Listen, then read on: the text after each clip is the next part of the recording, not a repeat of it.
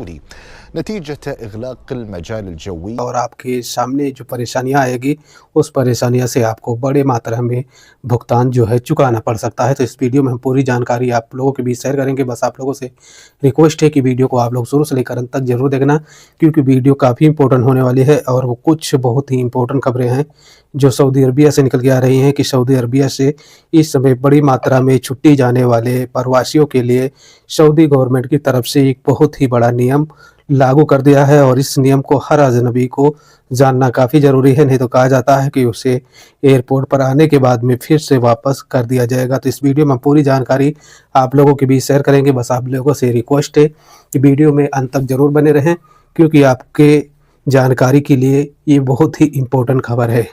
दोस्तों, यहाँ पर देखा गया है कि अभी दुबई में जो भी 2 जून तक के टारगेट दिया गया था कि जिसका वीज़ा एक्सपायर है वो लोग जो हैं वीज़ा अपना एक्सटेंड करा लें।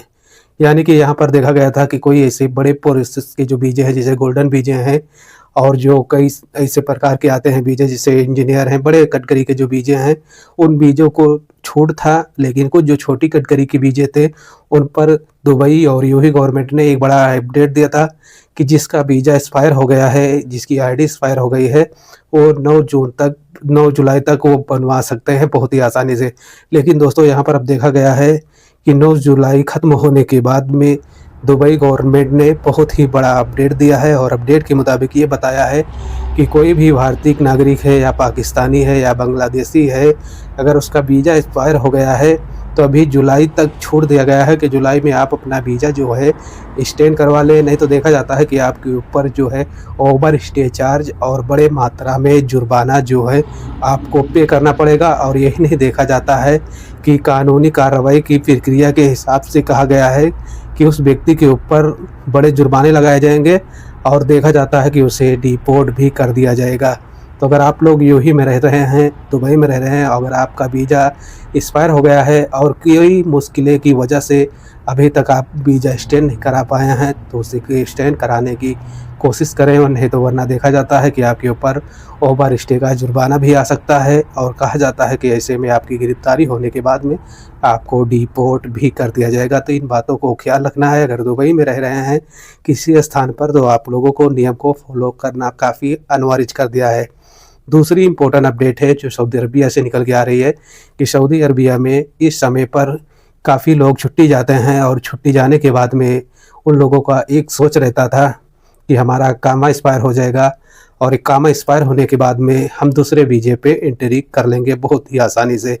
दोस्तों, पहले देखा जाता था कि कोई भी अगर छुट्टी जाता था और नहीं आता था तो उसके ऊपर 3 साल की पाबंदियाँ जो हैं पूरी तरह से सऊदी गवर्नमेंट की तरफ से लागू कर दिया जाता था। लेकिन कहा गया था कि तकरीबन 1 साल से ऊपर हो गया है, ये पाबंदियाँ जो थी पूरी तरह से हटा दी गई थी।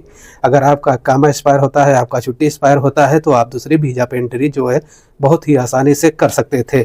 लेकिन फिर देखा गया है कि अब तकरीबन 9 जुलाई को ये अपडेट जारी किया गया है कि अगर कोई भी व्यक्ति छुट्टी जा रहा है और उसकी छुट्टी ख़त्म हो जा रही है, अगर वो सोचता है कि हम दूसरे वीज़े पे एंट्री कर लें, तो ऐसी सोच में अब ना रहें। क्योंकि जवाजात की तरफ से अपडेट जारी किया गया है कि कोई कफ़ील के पास से अगर आप छुट्टी चले जाते हैं और आप नहीं आते हैं और वो आपका वीज़ा जो है कफ़ील के सिस्टम में रहता है, वो अगर कफ़ील आपका फाइनल एग्जिट देता है तभी आप दूसरे वीज़े पे एंट्री कर सकते हैं। वरना देखा जाता है कि अगर आप नहीं आते हैं और आपका वीज़ा एक्सपायर हो जाता है और आपका कफ़ील जो है वीज़ा एक्सटेंड नहीं करता है, तो अगर आप देखा जाता है कि दूसरे वीज़े पे एंट्री जो है नहीं कर सकते हैं। आप 3 साल के लिए बैंड हो जाएंगे। सऊदी अरब में किसी वीज़े पर आप यात्रा नहीं कर सकते हैं। तो इन बातों को ख्याल रखना है।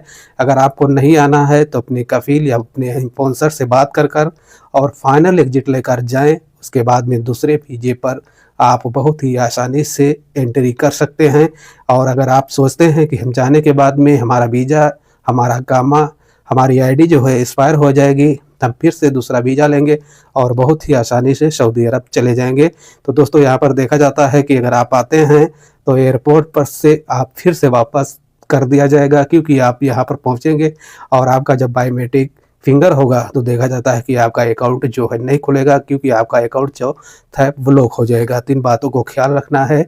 ऐसी गलती आप भूल कर नहीं करना है, नहीं तो देखा जाता है कि आपके पैसे भी बर्बाद हो सकते हैं और आपको परेशानी का सामना भी करना पड़ सकता है। तो इन बातों को ख्याल रखें। अगर वीडियो में कुछ जानकारी मिली होगी तो अपने दोस्तों फ्रेंडों में शेयर करें। आपका कोई क्वेश्चन या आपका कोई सवाल है तो आप कमेंट सेक्शन में अपनी राय जो है जाहिर कर सकते हैं। मिलते हैं एक नेक्स्ट वीडियो के साथ। जय हिंद, जय भारत।